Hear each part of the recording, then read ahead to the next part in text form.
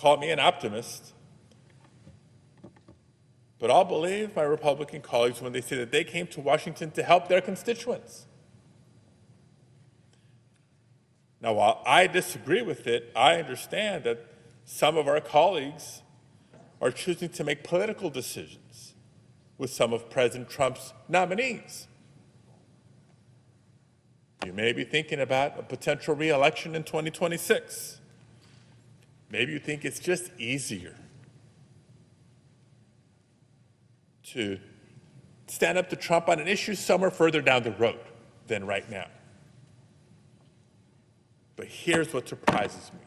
What's different with Russell Vought is that this is a nominee who embodies a larger vision about the presidency and about the country that would fundamentally hurt your constituents too. Not just our constituents, not just my constituents, all of our constituents. And it already has. This short-lived OMB funding freeze alone gave us a look at just some of the backlash from cutting a widely popular social safety net. So to my Republican colleagues, respectfully, I know you're getting the same calls as I am. I know you're hearing about the constituents whose lives will be made harder because of this. I know you're not blind to the real-world effects of Donald Trump and Russell Vought. This week, I've had Californians come out in droves to my office, encouraging me to oppose this nomination. They are demanding the services that they rely on to be protected, and they are refusing to let Russell Vought pillage programs like Head Start, like Meals on Wheels, like so many others, just so that the wealthiest Americans can get a bigger tax break. So today, I will end with this, a question to my colleagues across the aisle. Who are you more loyal to? Your own constituents or a reckless president? What are we doing in Washington if we're afraid to stand up for our states and for our constituents? Did any of you run for Senate to cut veterans' housing assistance? Did any of you run for Senate to slash school lunch programs and force kids to go hungry? Did any of you run for Senate to make it harder for communities to get support after a natural disaster and rebuild their home, to rebuild communities? I may sound crazy when I suggest this, but I don't believe it is any political risk at all to stand up for your constituents. And even if you hesitate to speak out publicly against Trump's unprecedented power grab, at least join me in voting against Russell Vought and his dangerous worldview. Don't let Trump's allegiance to billionaires crush your hardworking constituents, because I won't stand for it as he attempts to crush mine. I invite you, I encourage you, I implore you to do the right thing. Thank you, Mr. President. I yield the floor. Before he leaves the floor, let me just thank my colleague from California, my southern neighbor, for his excellent comments that so eloquently put in perspective what the choices are all about. You and I want every religious liberty, part of the bedrock of American life, and today we must protect the fundamental freedom with absolute devotion. We must stand strong, just like generations of Americans have done on the battlefields all around the world. Feet away from the magnificent rotunda, another statue watches over visitors to the Capitol. George Washington, the founder of our country, often called for Americans to join together in prayer, very often. And more than 2 centuries later, this morning, We heed President Washington's wisdom and follow in his mighty footsteps. He was a strong man and of great religious strength. The stories of legends, heritage, we have an unbelievable heritage, and we have to use that and make life better for everyone. That's why as we approach the 25th times 10 anniversary, think of that, 250 years we'll be celebrating next year of our country's founding. I have signed an executive order to resume the process of creating a new national park full of statues of the greatest Americans who ever lived. We're going to be honoring our heroes, honoring the greatest people from our country. We're not going to be tearing down, we're going to be building up. It will be called the National Garden of American Heroes. Some of you will be on that soon-to-be hallowed ground. Some of you, let's see, I can pick a few of you right now by looking. Because there's a couple of you right now I can see. Let's see. It's the president's sole opinion. And I've given myself a 25-year period. And then somebody else. By that time, it'll be very, very built up. No, it will be something very special. And I hope that Congress will fully fund this wonderfully unifying project at the first possible opportunity. It's not going to be a lot of money. So we honor in these halls. One of the incredible Americans whose memory my order will celebrate is also recognized with a statue in the Capitol representing the great state of North Carolina. And that's a man known who everybody loved, Reverend Billy Graham. He was something. My father used to take me to watch the Crusades. He would take me to Yankee Stadium. I remember it so well. I remember it more than I remember any Yankee game, and I've seen a lot of Yankee games. Can you believe it? And Billy didn't have a bat, so, you know, it was pretty good. It was amazing. You'd have 60 or 70,000 people, and they loved him. They loved him. I saw him with Franklin. I don't know if Franklin's here. I just don't know, but I've gotten to know Franklin. He's done a great job with helping on tragedies and problems like in North Carolina, California. He's always the first one there. The work he does is, his father's very proud of him, I can tell you that. But Billy Graham was very special. One floor below us, Reverend Graham's statue stands with an open Bible.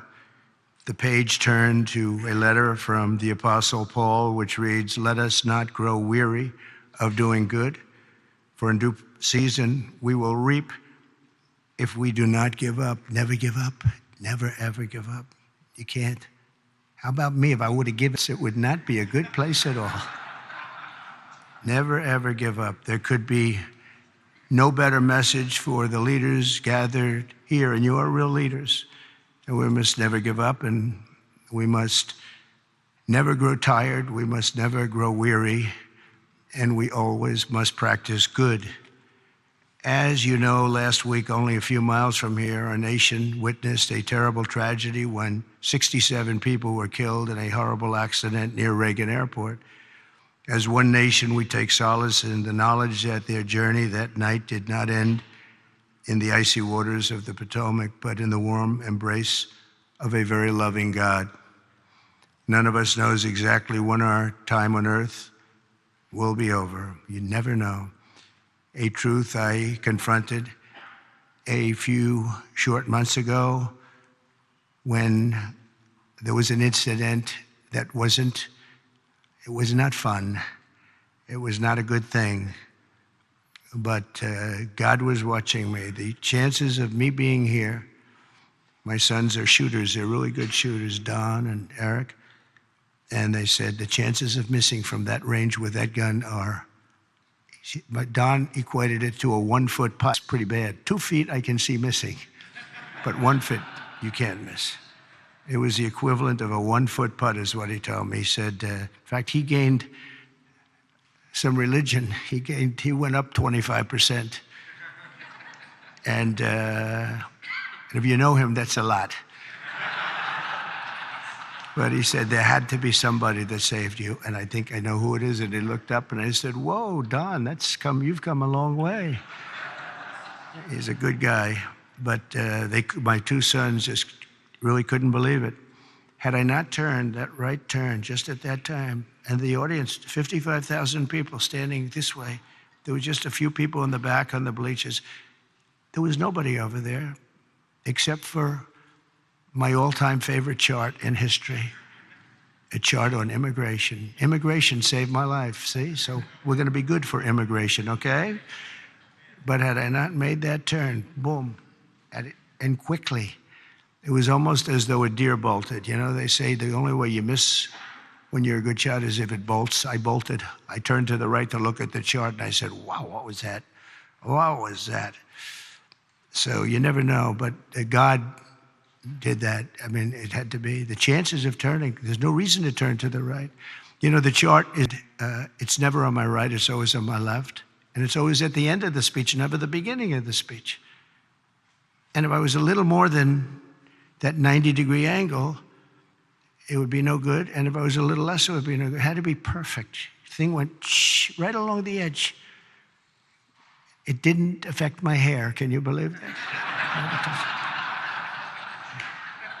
Might have touched it, but not where it counts. Not the skin part. But honestly, it's a mirror. It changed something in me. I feel even stronger. I believed in God, but I feel much more strongly about it. Something happened. So, thank you. Thank you.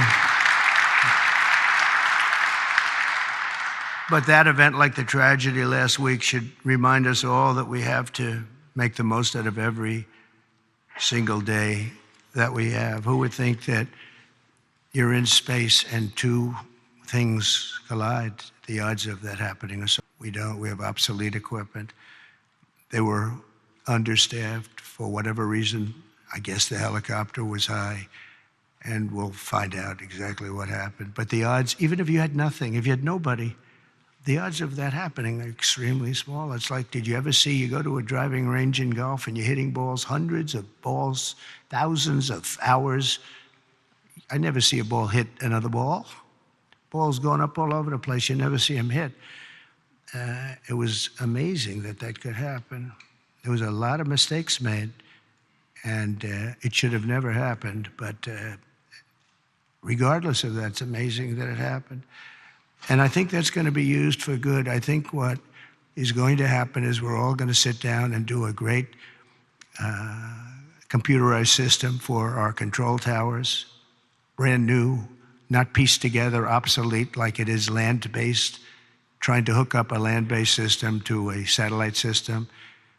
And the first thing that some experts told me when this happened is, you can't hook up land to satellites and you can't hook up satellites to land. It doesn't work.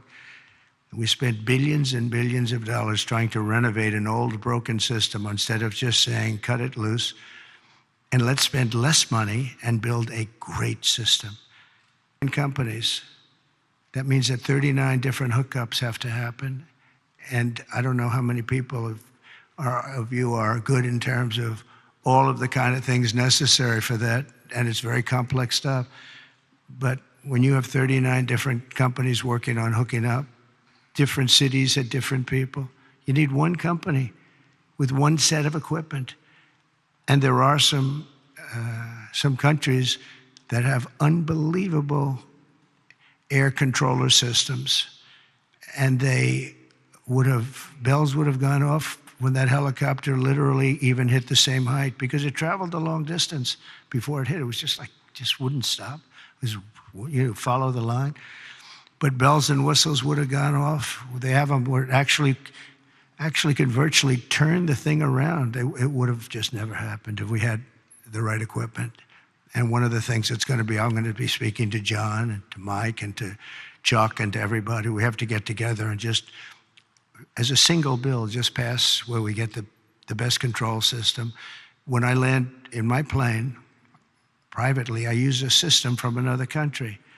because my captain tells me I'm landing in New York and I'm using a system. I won't tell you what country, but I used a system from another country because the captain says this thing is so bad, it's so obsolete, and we can't have that. So we're going to have the best system, and a lot of money, but it's not that much money.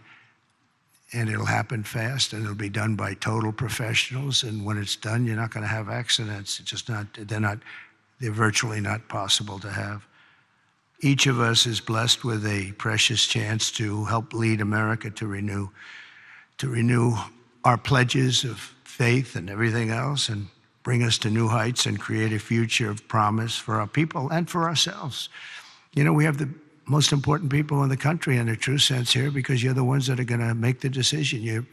You're the ones that are leading us into so many different things, whether it's the right air control system or the right size military, or what to do and what not to do. Most important people. And many of you are very religious. I know so many of you are very religious. And I just think that our country has been so badly hurt. We're very hurt by what COVID did to religion. It really hurt it badly. People couldn't go to church for a long period of time. Even going outside, they were given a hard time. And I'm not blaming anybody for that, but it was very hard to gather. So they start using computers, if that. And when they come back, it's just, you know, a whole new experience they have to get used to. But it is starting to come back. We had a fantastic thing happen yesterday.